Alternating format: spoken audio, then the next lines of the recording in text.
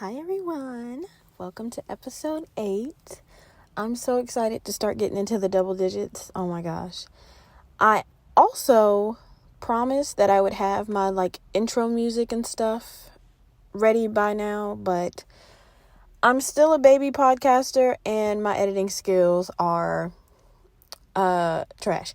So I have my intro sound and music ready, saved in my files. I just don't know how to edit it to put it in front and at the end of my videos yet. But when I learn, it's gonna be fire. So just bear with me. But today, guys, we're gonna start off with, of course, the thought of the day. And I think I might have two, because I had a conversation with my coworkers a couple days ago, and this conversation popped up, and I was like, in my head, I was like, I'm going to talk about that on the podcast, because I feel like it's a conversation for men and women, but I mostly want to hear the men's point of view on it. So that's going to be the second one. But the first thought of the day comes from a comment section under Crunchyroll, of course. I'm on Crunchyroll every day, all day. And I saw a question that says, in no way was it related to the show I was watching on Crunchyroll. That's why I love Crunchyroll comments. But the guy said, who had more trauma between Morty from Rick and Morty and Steven from Steven Universe? And I love a good anime battle, but I like these two shows a lot. I'm more biased towards Steven Universe. Let's just get that out of the way first. Steven Universe changed my life, and that is one of my top 2 favorite shows of all time.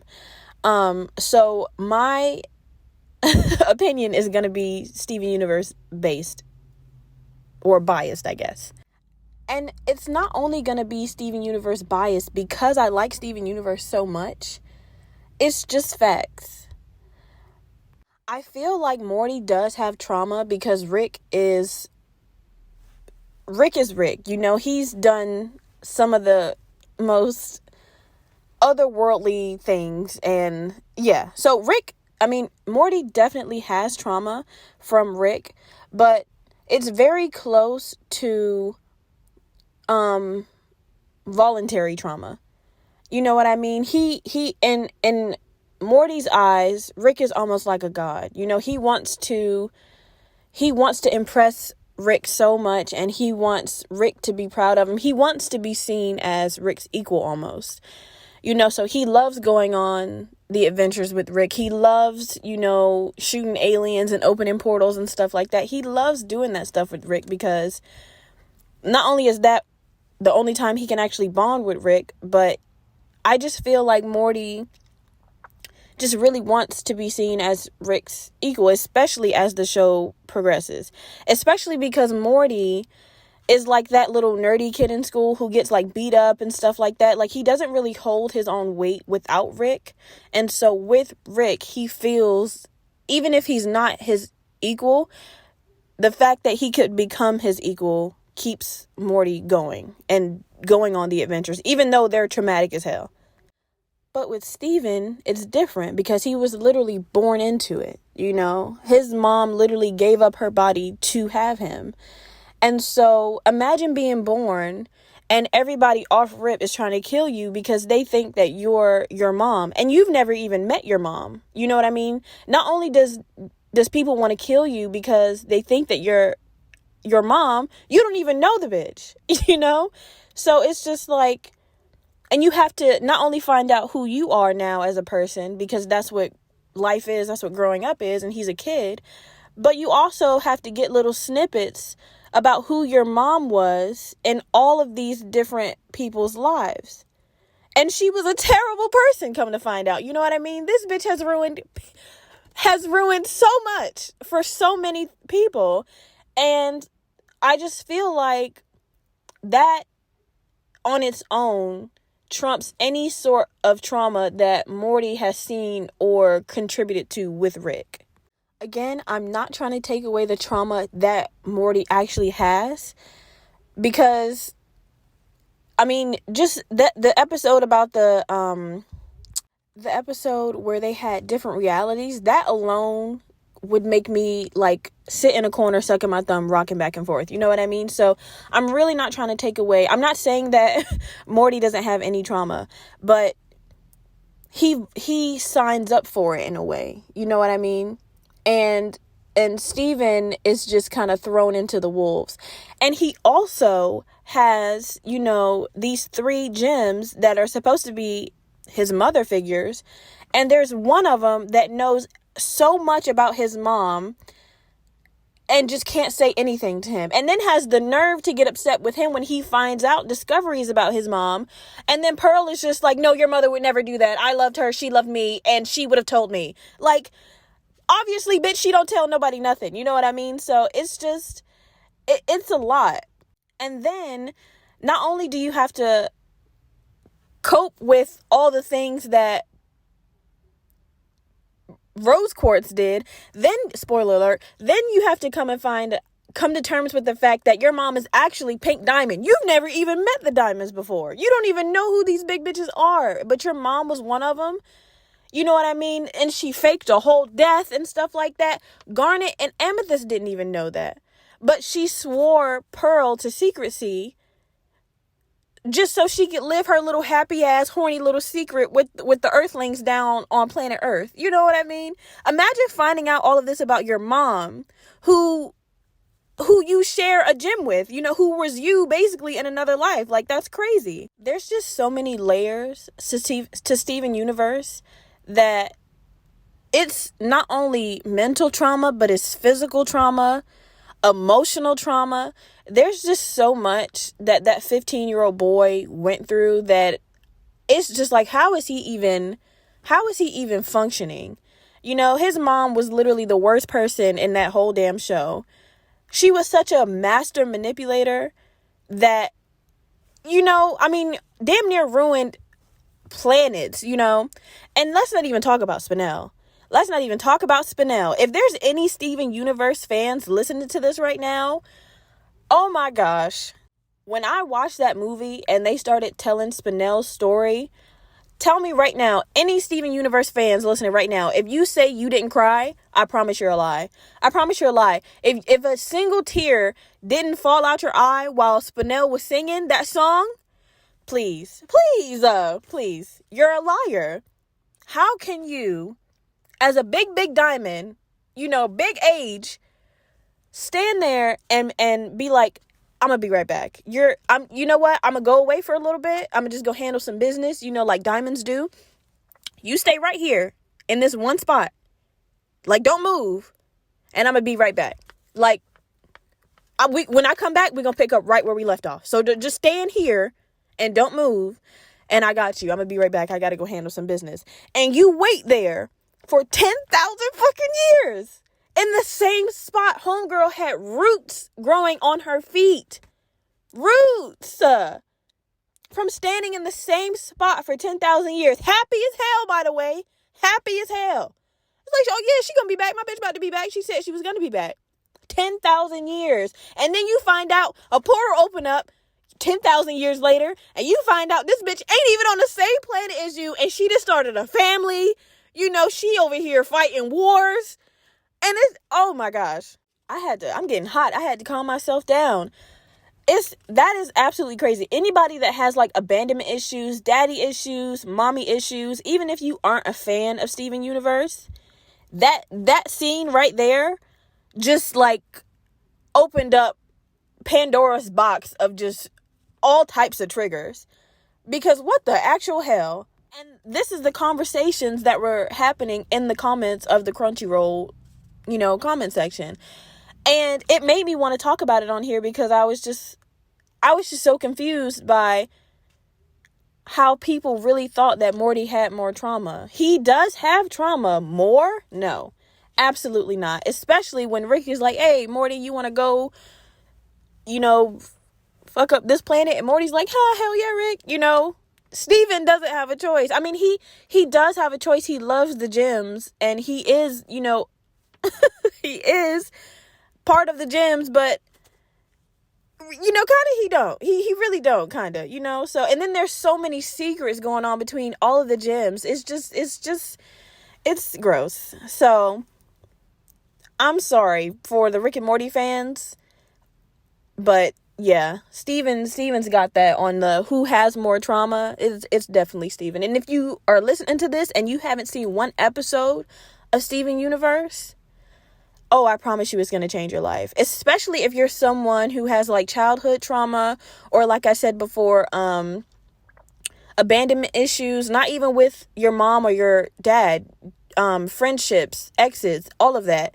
It's such a they build it up to be such a kid looking show, and then once you push play, you're like, oh, I hope kids don't watch this shit. This is traumatic. Like, it's not a kid show at all. And I'm a grown woman, so that show definitely changed my life. It's wonderful. And I know this, like I said, I'm Steven Universe biased, so I know this turned into like a little rant about how, like, what the show is about Steven Universe, but definitely more trauma than there is trauma in Rick and Morty, for sure. Okay, I said I have 2 thoughts of the day. So the second one comes from a conversation, like I said, I had with my coworkers, and it was basically, we were talking about gold diggers, right? And how, my coworkers thought that there were so many more gold diggers now than there ever has been before, right? And I just had like a funny, and most of my coworkers, when we were having this conversation, were men, right? So I just found it funny how men think the term gold diggers come into play with everyday women, right? Because to be a gold digger is almost a profession. Like, it is all about the money and nothing but the money. You know what I mean? You would damn near put up with just about anything to get a check, to get a bag, to get a piece of coin. You know what I mean? The personality of the man, the looks of the man has almost nothing to do with anything. It's all about the money. And I also find it funny how the men with the least amount of money are the most concerned about women who only want money. And if there's any men listening to this, I really want your feedback, because I'm going to try to explain this thought as thoroughly as I can.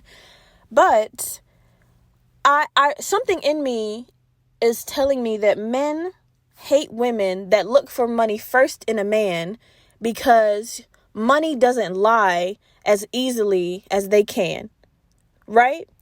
So if you spend money on me, you know, that's something that is set in stone. You know, I don't have to worry about a check bouncing. I don't have to worry about, you know, you lying or fact checking you. When the card is swiped, or when the money has transferred from hand to hand, that's all the truth. That's all the validation I need, right? It is what it is. Once the transfer of money has been made, it's all said and done. And I think that bothers men, because they can't just Netflix and chill, you know, their way into a lot of girls' lives, panties, whatever it is. You know, I think men get irritated because, just like, why can't you just listen to my lies, and why can't we just move on with that? Because there's men nowadays that won't even take a bitch to dinner.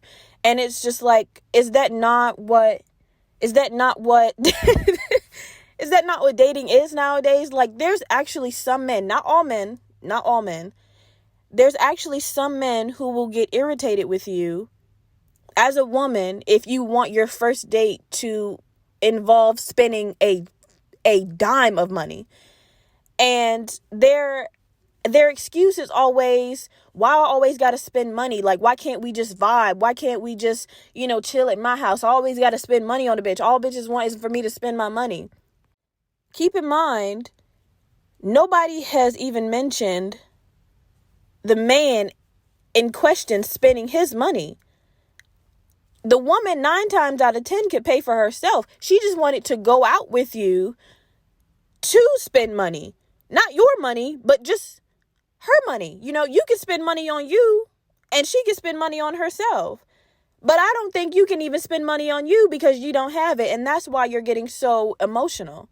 That's why you're bringing up all these past traumatic experience about women only wanting you for a free meal. And not saying that that hasn't happened to a lot of men, because I know a lot of women that want a free meal out of a man. So I'm not invalidating the fact that some men are getting used for a free meal. I'm not invalidating that at all, because that is things that happen on a regular basis, actually.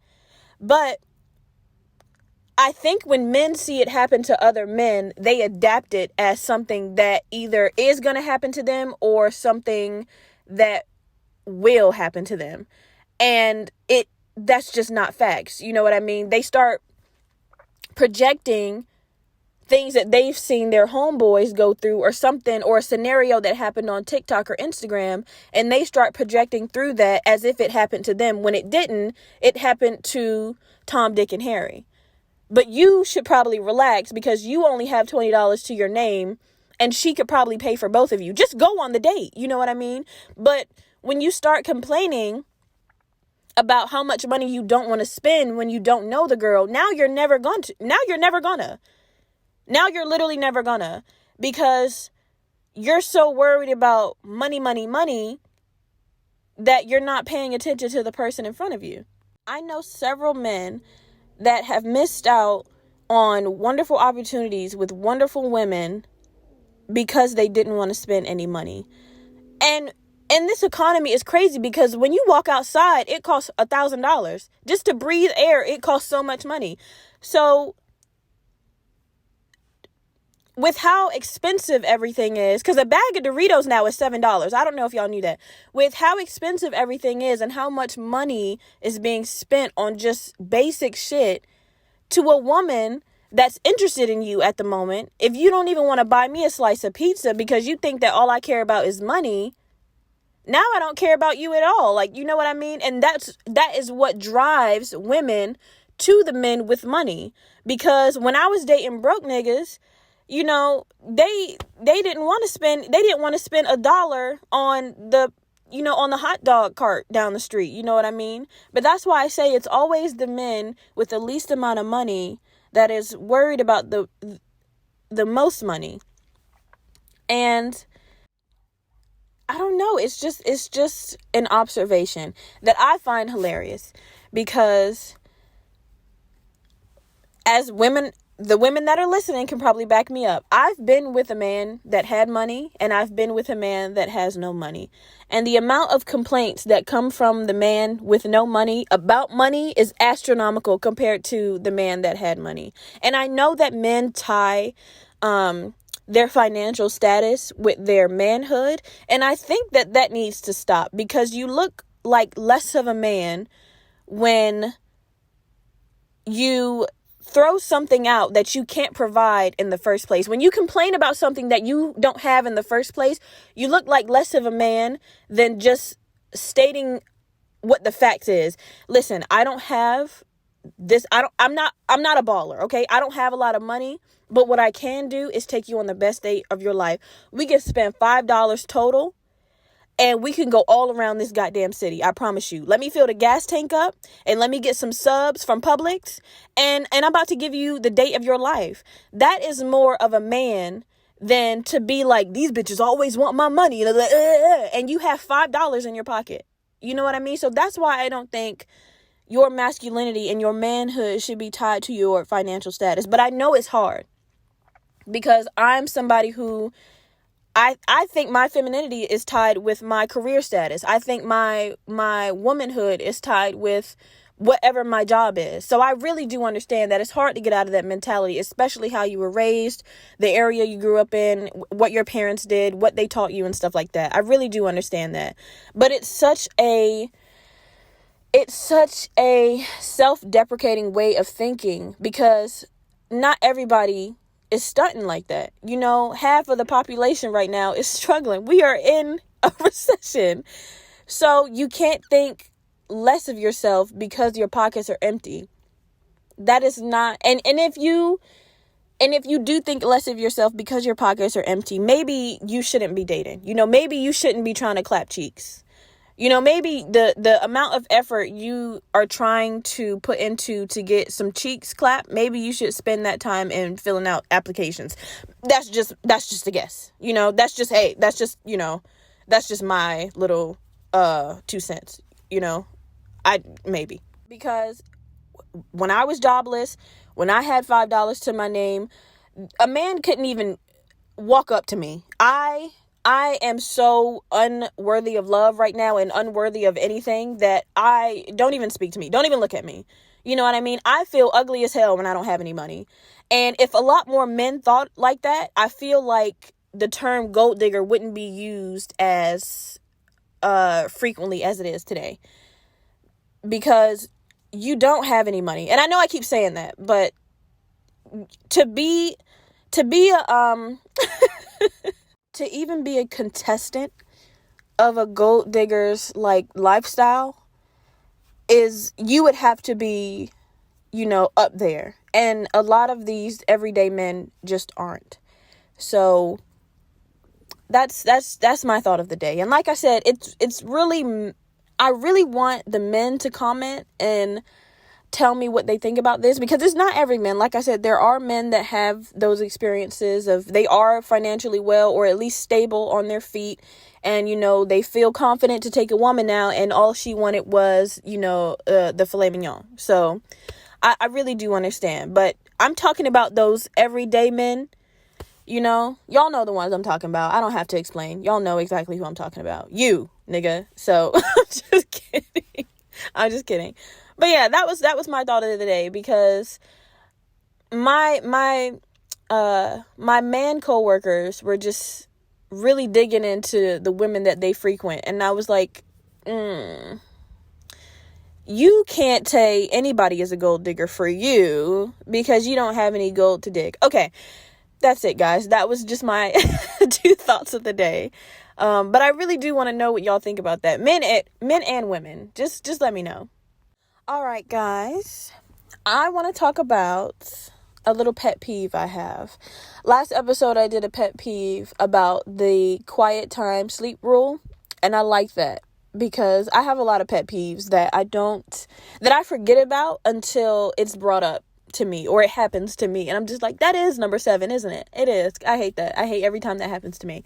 So I have another pet peeve that has never happened to me, but I've seen it happen in public, and I see it all the time on social media like TikTok and Instagram, and it bothers me so much. So this is another one of my pet peeves. So have y'all seen like maybe on I'll say TikTok because I think I've seen it most on TikTok, when there's a guy and his homeboy is recording unpaid. Anyway, there's a guy and his homeboy is recording, and he walks up to like a group of girls or one girl with his phone in his hand, like a microphone, and he's like asking the girl like dumbass questions and stuff like that.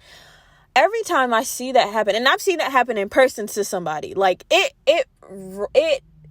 makes me so irrationally angry that I would fight. I wish a nigga would walk up to me and point his dirty ass phone at my mouth.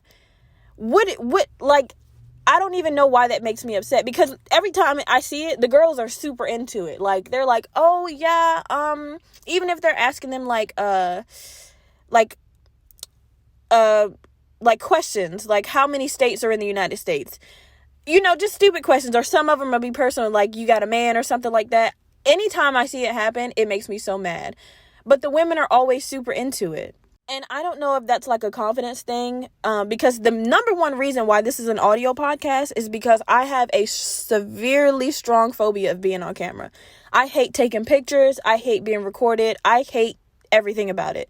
So I think that if it ever happened to me, I would physically start fighting.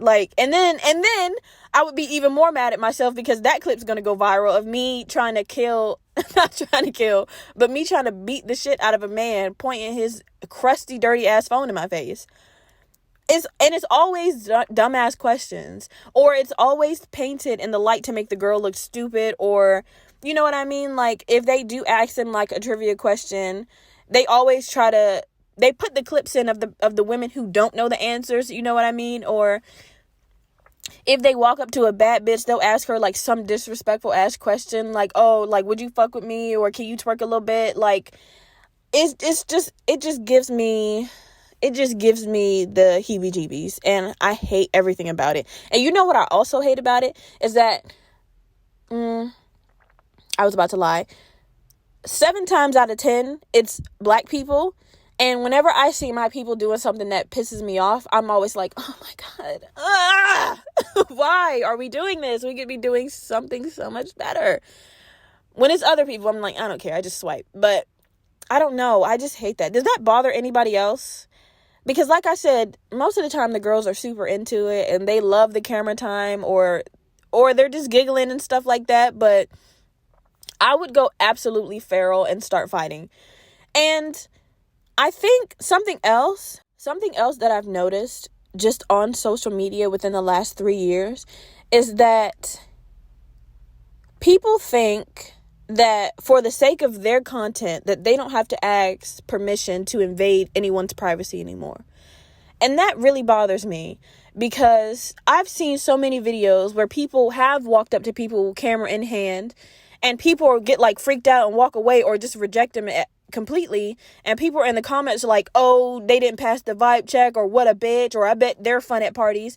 And it's just like, y'all don't know these niggas. Like, if somebody walked up to me with a camera, I would start fist fighting. Like, just because you're trying to make a viral video on TikTok doesn't mean that motherfucker was. You know what I mean? They're trying to walk to the store and buy some sneakers. They're trying to get food for their kids. They're not trying to be on TikTok today. They're not. And I just don't like that about people today. It really bothers me. So I guess that's another pet peeve. Just the whole thing about recording people against their will just makes me sick in my stomach, because nobody. I know it's the younger generation, but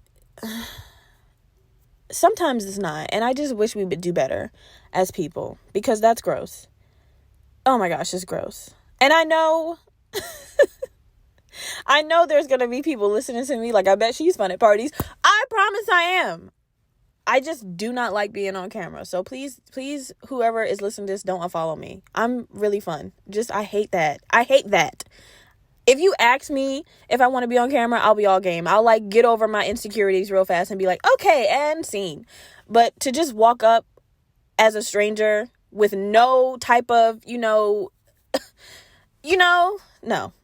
And you know what? I was going to wrap the episode up a little bit, but I want to talk about that. So, like I always say in my episodes, this is not a self-help podcast. This is not a podcast where you can take my word and use it in your everyday life. I am just talking to you guys.